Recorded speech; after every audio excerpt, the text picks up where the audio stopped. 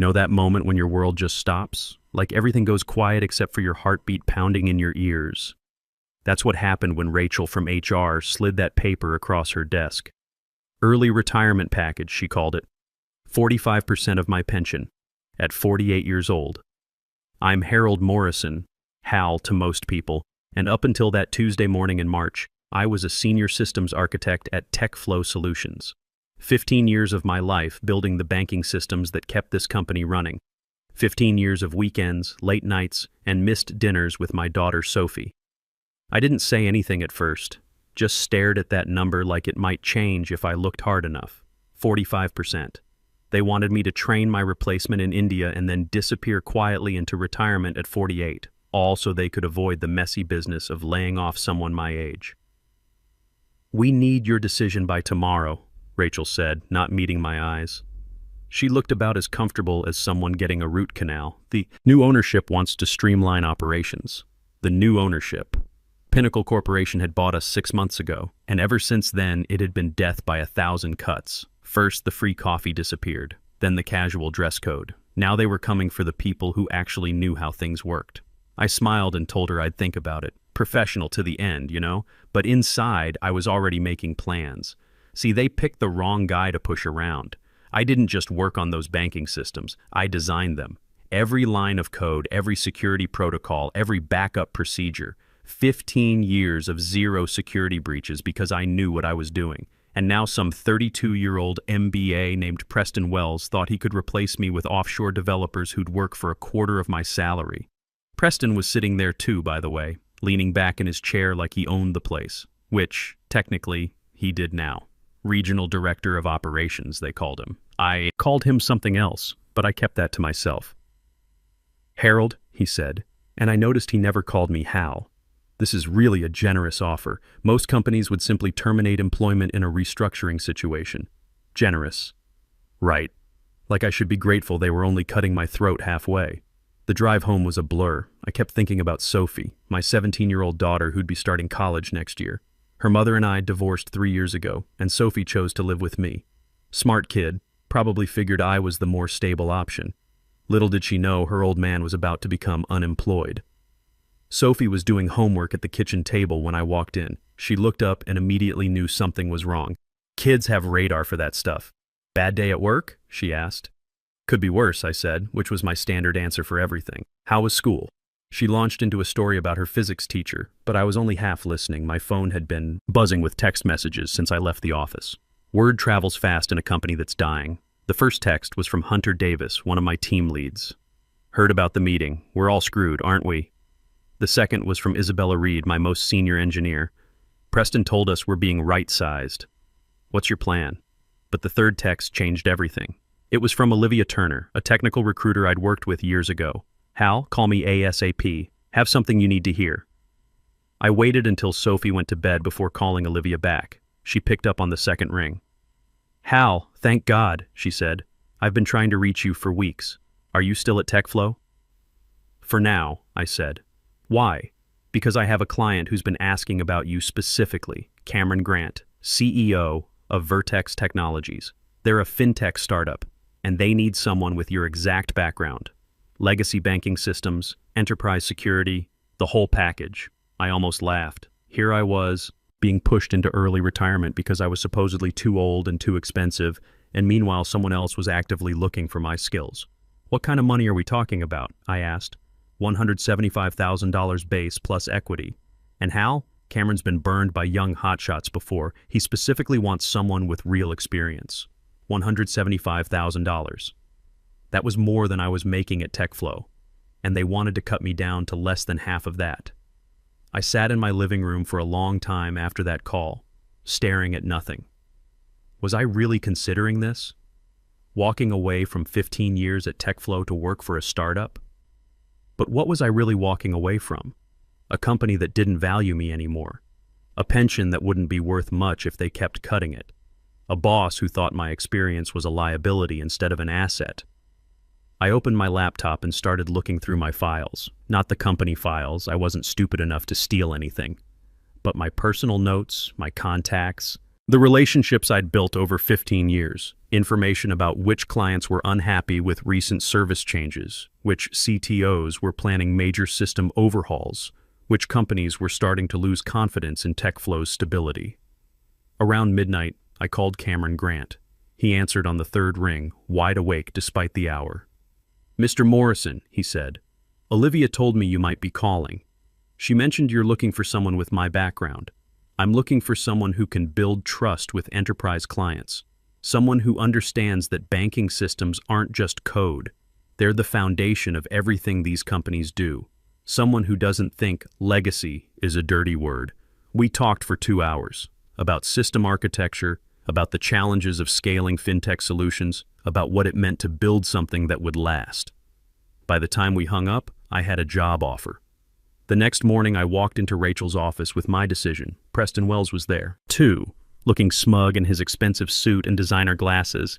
He had that look young executives get when they think they're about to crush someone. "Harold," Preston said, not bothering to stand, "have you considered our generous offer?" "I have some questions first," I said, sitting down across from them. "Who's going to handle the Westfield Bank integration next month, and what about the security audit for Pacific Trust?" Preston waved his hand dismissively. "We'll distribute those responsibilities appropriately. That's not your concern anymore." "Actually, it is my concern. I promised Natalie Wilson at Pacific Trust that I'd personally oversee their security review. She specifically requested me after the last consultant they used nearly caused a data breach. Natalie and I had worked together for 8 years. She trusted me because I'd never let her down, not once. These weren't just business relationships to me. They were professional friendships built on mutual respect and proven reliability.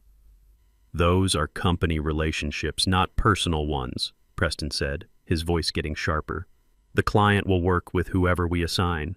"Will they?"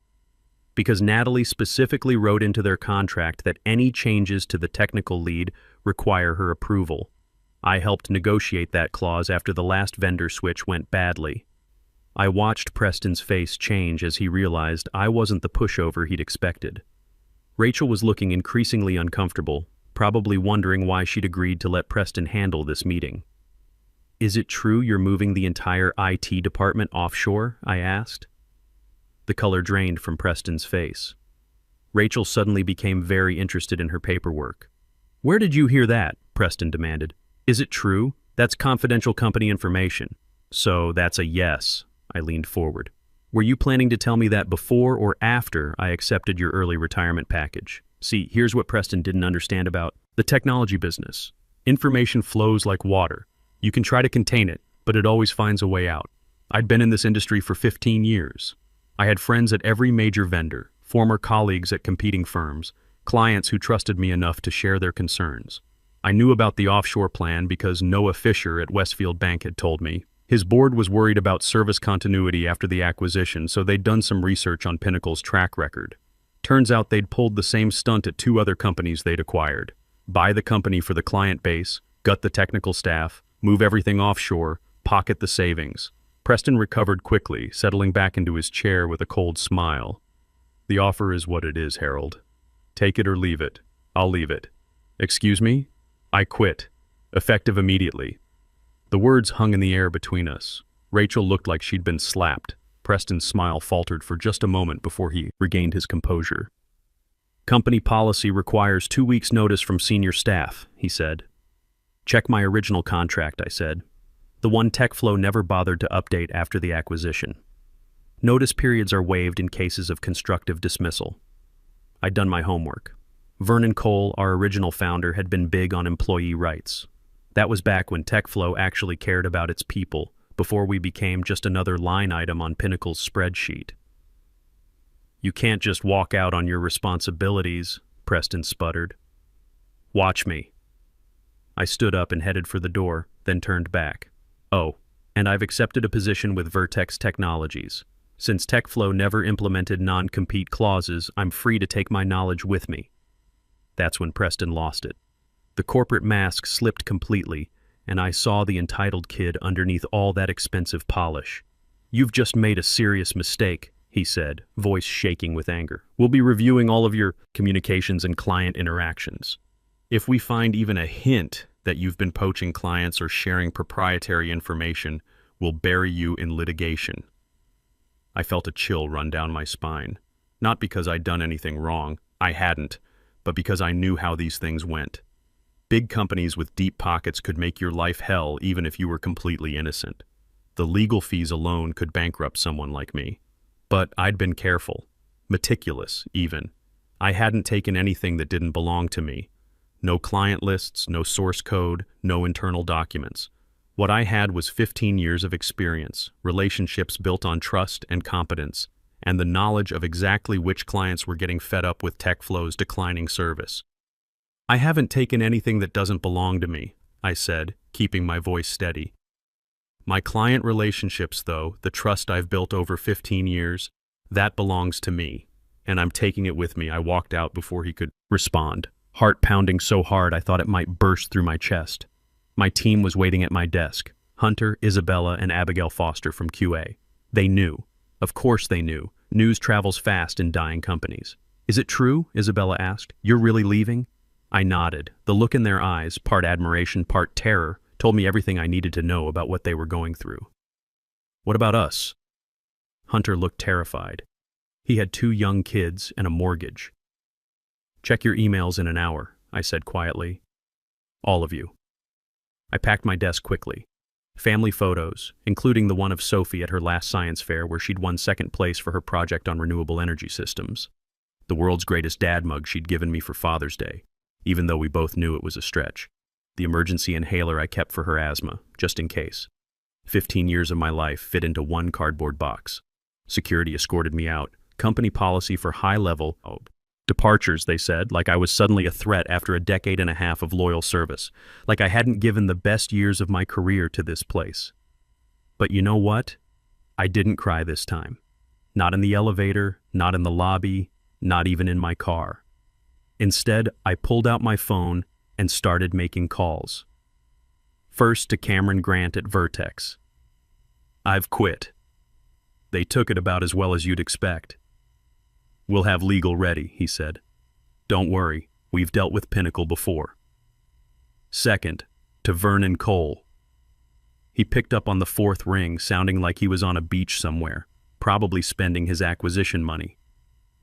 "Hal, is everything okay?" "Not really, Vernon. Pinnacle just tried to force me into early retirement with a 45% pension cut. I quit and took a job with Vertex Technologies." Silence. Then, "Damn it. I'm sorry, Hal. The acquisition wasn't supposed to go like this." "But it did," I said. "And now they're threatening to sue me for accepting another job." More silence. "What do you need from me?"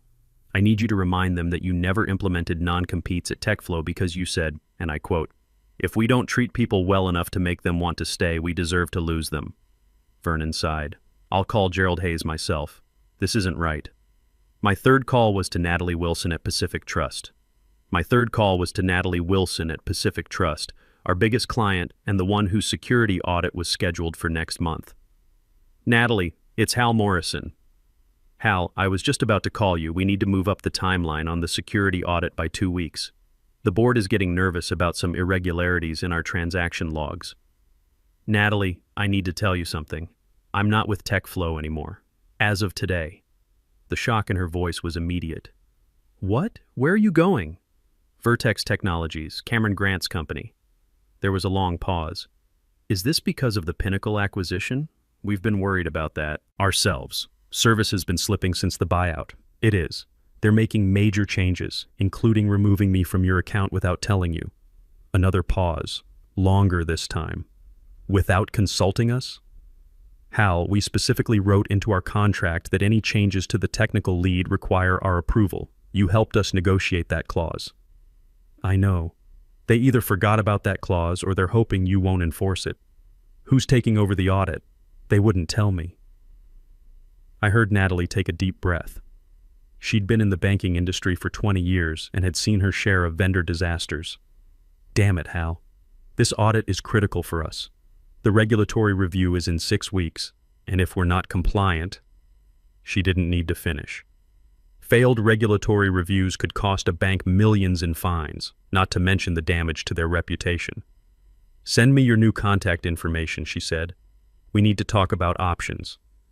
By the time I picked Sophie up from school, my phone had exploded. 14 text messages and 23 emails, 6 from my former team, forwarding messages from Preston instructing them to maintain client continuity and prepare transition documents for all accounts. The rest were from clients who'd somehow already heard I was leaving. The banking industry is smaller than people think. CTOs talk to each other, share war stories about vendors, warn each other about problems. News travels fast when someone trusted suddenly disappears. "Dad, why are you picking me up early?" Sophie asked as she climbed into the car. "It's not Friday." I turned to look at her. This amazing kid who deserved so much better than a father who was always stressed about work, always worried about money, always one bad quarter away from financial disaster. "I left my job today," I said simply. Her eyes widened.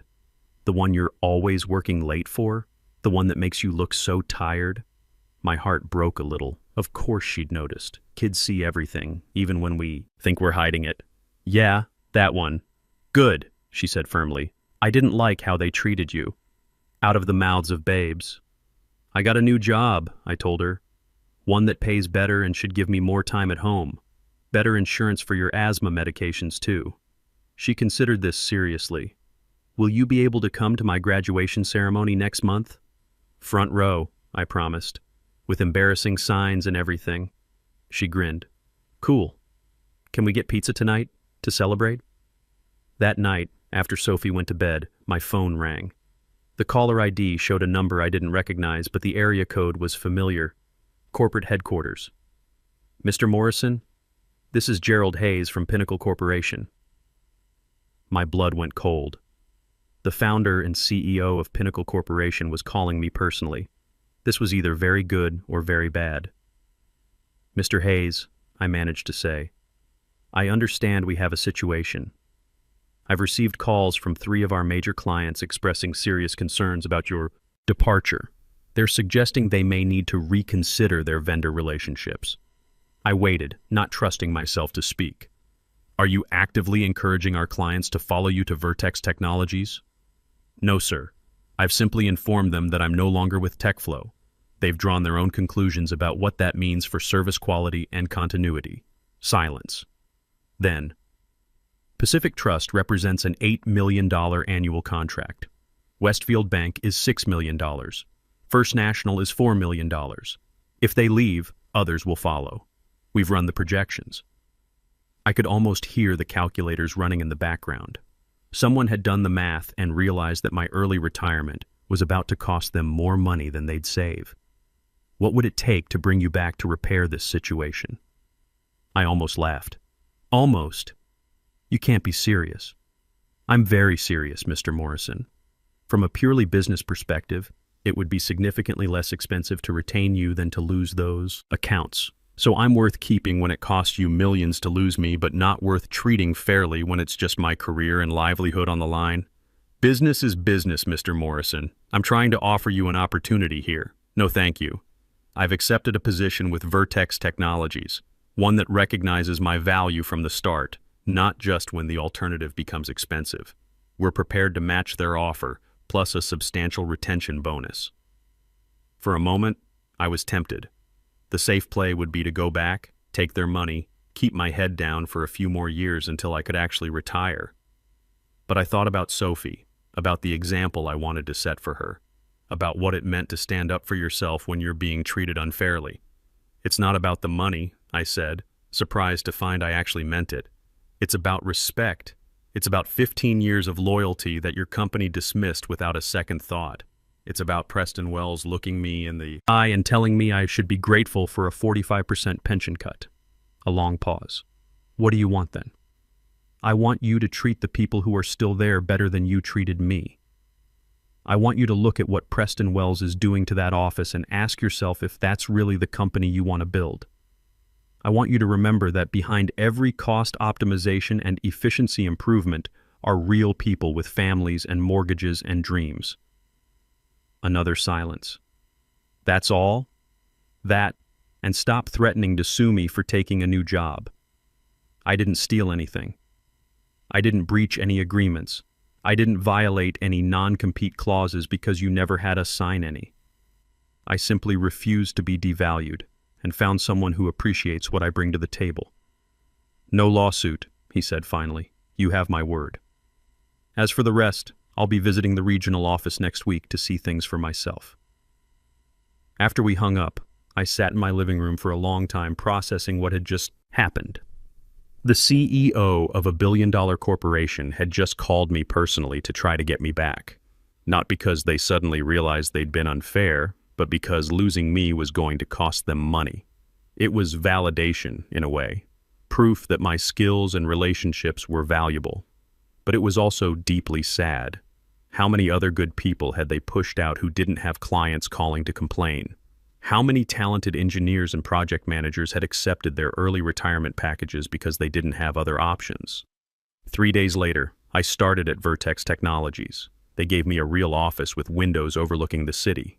Not a cubicle, not a shared workspace, but an actual office with a door I could close. My title was Chief Technology Officer, and for the first time in years, I had the authority to build a team from scratch. Cameron Grant met me at the door on my first morning. "Welcome to Vertex, Hal. Ready to show these kids how it's really done?" He was joking, but there was truth in it. The average age at Vertex was probably 28. Most of these developers had never worked on systems that processed billions of dollars in transactions every day. They were brilliant, don't get me wrong, but brilliance without experience can be dangerous in the financial sector. My first hire was Hunter Davis. He called me 2 days after I started at Vertex. "Hal, I can't take it anymore. Preston's got us working on a migration plan that's going to crash every system we have. Isabella and I want to follow you to Vertex, if you'll have us." "What about the visa situation for Abigail?" I asked. "Her work authorization was tied to her employment at TechFlow. She's got another offer. Google's cloud division. They're sponsoring her green card application." Hunter and Isabella joined me the following week. Brain drain, they call it in business school. When you treat good people badly, they leave and they take their institutional knowledge with them. The client calls started 2 weeks later. Natalie Wilson was first. "Hal, we've made a decision about the security audit. TechFlow sent a team to meet with us yesterday. 3 junior developers and a project manager who couldn't answer basic questions about our infrastructure. When I asked about regulatory compliance protocols, they told me they'd get back to me on that." I winced. Regulatory compliance isn't something you get back to people about. It's life or death for a bank. We're exercising the clause in our contract that allows us to approve technical leadership changes. Since they can't provide adequate replacement for your expertise, we're considering this a material breach of contract. What does that mean for you? It means we're moving our business to Vertex Technologies. Can you handle our security requirements? Natalie, I designed those systems. I can handle whatever you need. Noah Fisher from Westfield Bank called 3 weeks later. Then Gerald Hayes from First National. Each time, the story was the same. TechFlow would send inexperienced teams who couldn't answer critical questions or understand the complexity of enterprise banking systems. By the 6-month mark, 5 of my former major clients had moved their business to Vertex. Not because I recruited them, I was careful to never initiate those conversations, but because trust matters in enterprise software. Experience matters. And when you've spent years proving yourself reliable, people notice when you're gone. Gerald Hayes kept his word about the lawsuit. There was no legal action, no harassment, no attempts to claim I'd violated agreements that didn't exist. But there was a complete restructuring at TechFlow's regional office. Preston Wells was pursuing other opportunities within 8 weeks. The offshore migration plan was quietly abandoned after the first pilot project resulted in a complete system failure that cost them a smaller client. Rachel from HR was reassigned to a different division, Vernon. Cole called me 4 months after I started at Vertex. "Hal, I wanted you to know, Gerald Hayes fired the entire regional management team. He said what happened to you was inexcusable." "Too little, too late, Vernon." "I know, but I also wanted to tell you something else. Pinnacle's board is questioning the entire TechFlow acquisition. They've lost $18 million in contracts since you left.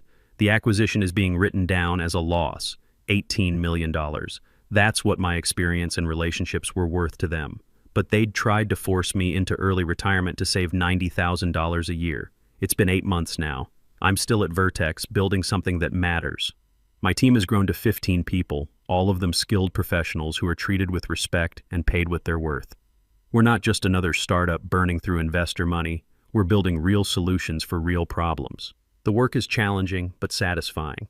We're developing security protocols for community, banks, helping them compete with the major institutions without sacrificing safety. Every system we build has to be bulletproof because these banks don't have the resources to recover from a major breach. Most importantly, I'm home for dinner with Sophie almost every night. Haven't missed a school event in months. Her graduation ceremony last month was amazing. She gave the valedictorian speech and talked about resilience and standing up for what's right. I may have cried a little during that speech. She's been accepted to 3 universities and wants to study computer science with a focus on cybersecurity. I want to build things that protect people, she told me. For the first time since the divorce, I'm not worried about how we'll pay for her education. Last week I ran into Vernon Cole at a tech conference. He shook my hand and told me he was proud of how I'd handled everything. I should have protected you all better when I sold to Pinnacle, he said. I thought they'd honor their promises about maintaining company culture. It's business, I said, echoing Gerald Hayes' words to me. Nothing personal. But that's not true, is it? It's always personal. Our work, our worth, our ability to provide for our families, it's all deeply, intensely personal. Pretending otherwise is just a way for companies to treat people as disposable. The real victory wasn't the clients who followed me or Preston getting fired or TechFlow losing millions. Those were just the consequences. The real victory was discovering my own value and refusing to let anyone else define it for me. Standing up and saying, no, I'm worth more than this. I deserve better than this. And then proving it by going out and building something meaningful. I think about that meeting with Rachel and Preston sometimes.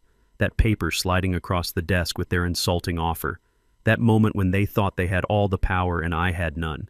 They were wrong. We all have power. Sometimes we just need to be pushed to our breaking point before we remember it. Sometimes the best revenge isn't about getting back at anyone. It's about getting away and building something better. Sophie starts college next fall, and I'll be there to help her move into her dorm room. She's going to change the world, that kid, and maybe she learned something from watching her old man stand up for himself when it mattered. Sometimes it really does take just one phone call to change everything. Your worth isn't determined by how others treat you in their worst moments. It's proven by how you respond when you refuse to accept less than you deserve.